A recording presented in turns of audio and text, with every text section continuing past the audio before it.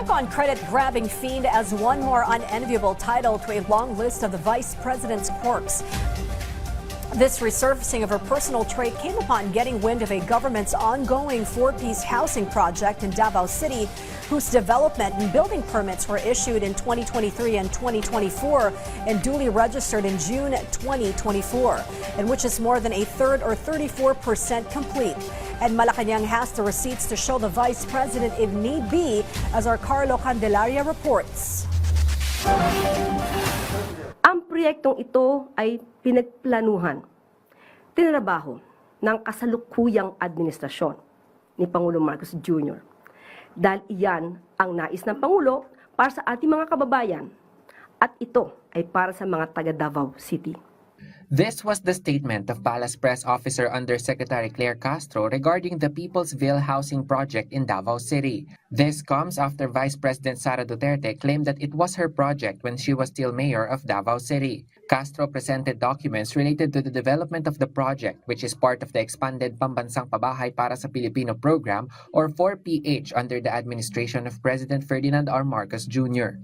She said the development permit was approved on July 18, 2023, the building permit was issued on February 16, 2024, and the certificate of registration was issued on June 20, 2024, which are all during the Marcos administration. Isang maayos na pabahay, isang tunay na komunidad. Ngunit ang proyektong ito ay pilit na inaagaw ng ilang mapagpanggap, na kahit wala silang anumang kontribusyon sa pagod ng Pangulong Marcos Jr. at ng DSUD, ay pilit bubulagin ang mga kababayan natin sa pamamagitan ng pagpapanggap na kanila daw ang proyekto na Peoplesville sa Davao City.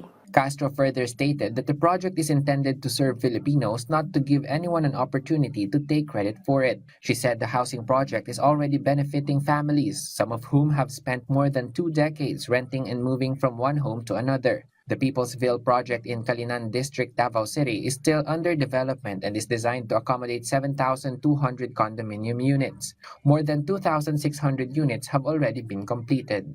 Isa lamang ang Peoplesville sa programa ang napabahay ni Pangulong Marcos Jr. para sa ating mga kababayan sa iba't ibang panig ng Pilipinas. Malinaw ang hangarin ng Pangulo ang maghatid na maayos, ligtas at may dignidad na pabahay para sa bawat pamilyang Pilipino. Carlo Candelaria for The Nation.